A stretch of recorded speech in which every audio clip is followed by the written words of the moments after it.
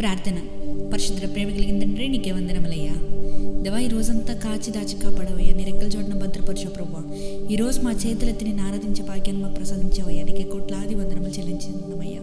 దేవా, ఇదిగో తండ్రి, ఈ సమయంలో దేవా, ఈ ప్రార్థన ఆలకిస్తున్న వారి గురించి ప్రార్థిస్తున్నామయ్యా. ఏ విరిగి నలిగిన హృదయంతో ఈ ప్రార్థన ఆలకిస్తున్నారో తెలియదు, ఎటువంటి వ్యాధి గలవారు ఈ ప్రార్థన ఆలకిస్తున్నారో మాకు తెలియదు.